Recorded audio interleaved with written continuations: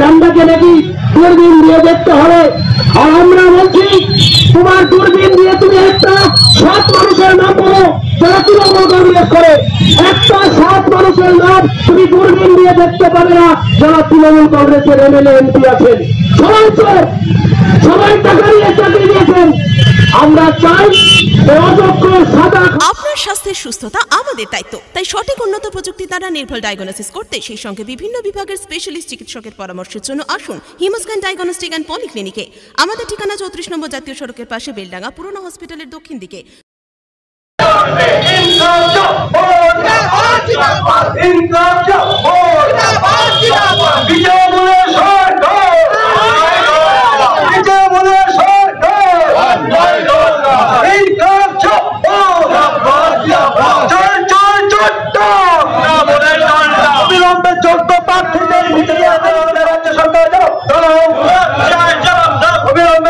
শিক্ষকদের চাকরি ফেরত দিতে হবে,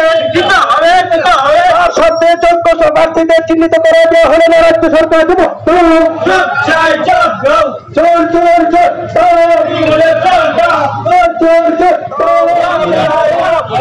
টাকার ভিত্তিতে কেন কেন চাকরি দেওয়া হয়েছিল ঘুষ করে রাজ্য সরকার। তৃণমূলের ছোট বড় মেঝে মাঝারি নেতারা চাকরি দেওয়ার নাম করে 10 লক্ষ 20 লক্ষ টাকা তোলা তুলে চাকরি দিয়েছেন। সাদা খাতা জমা দিয়ে চাকরি হয়েছে। যারা অযোগ্য, যাদের যোগ্যতা নেই, এই তৃণমূলের চোররা তাদের চাকরি দিয়েছেন। আমরা সেদিন বলেছিলাম অযোগ্যদের চাকরি থেকে বাদ দাও, যারা যোগ্য তাদের চাকরি দিতে হবে। অযোগ্য যাতে চাকরি না পায় তার জন্য 16 সাল থেকে আমরা লড়াই করে আসছি। কোর্টে কেস হয়েছে, হাইকোর্ট বারে বারে রাজ্য সরকারকে ডেকে বলেছেন যে তুমি কারা অযোগ্য আর কারা যোগ্য তার তালিকা দাও। চালের মধ্যে কত কাকড় তুমি মিশিয়েছ, কত কাকড় তুমি মিশিয়েছ তা আলাদা করে দাও। হাইকোর্ট বারে বারে বলেছে, হাইকোর্ট রায় দিয়েছে যদি রাজ্য সরকার যোগ্য অযোগ্য আলাদা করতে না পারে তাহলে তাদের বিরুদ্ধে ব্যবস্থা নিতে হবে। সবার দিয়ে খেতে খেতে যায়, ওটা হারামের টাকা। গোটা তৃণমূল পার্টিটা চোদ্দের পার্টি, গোটা তৃণমূল পার্টির সঙ্গে যারা যুক্ত কোনো ভালো মানুষ তৃণমূল করতে পারে না। আজকে কর্মসূচি কি ছিল? আজকে সংশোধিত যে ওয়াকফ আইন যা পার্লামেন্টে পাস করতে চাইছে সেই আইন প্রত্যাহারের দাবিতে আজকে সারা ভারতবর্ষ জুড়েই আমাদের পার্টির পক্ষ থেকে বিক্ষোভ মিছিল এবং সমাবেশ। সাথে সাথে আমাদের রাজ্যে যে 26,000 শিক্ষকের চাকরি চলে গেল তার দায় তৃণমূলকে নিতে হবে। কারণ আমরা প্রথম দিন থেকে লড়াই করে আসছি যে কারা যোগ্য কারা অযোগ্য তার তালিকা প্রকাশ করার জন্য। যেমন আমরা বলেছি, যেমনি হাইকোর্ট এবং সুপ্রিম কোর্ট একই কথা বলেছে সরকারকে বা এসএসসি বোর্ডকে যে তোমরা আলাদা করে দাও কারা যোগ্য শিক্ষক আর কারা অযোগ্য। এরা সেইটা না দিতে পারার জন্য আজকে 26,000 চাকরি বাতিল হয়ে গেল, 26,000 পরিবার প্রায় অন্ধকারে চলে গেল।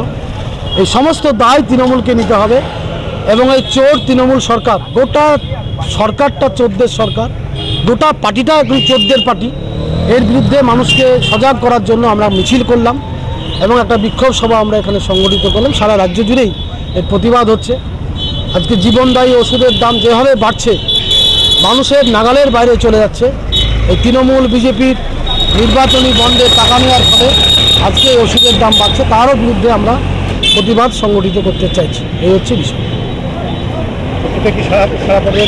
হ্যাঁ, মানুষ ক্ষুব্ধ, বিক্ষুব্ধ, মানুষ প্রতিবাদ করতে চাইছে, মানুষের মধ্যে ক্ষোভ আছে, সেটাকে আমরা কাজে লাগাবার চেষ্টা করছি।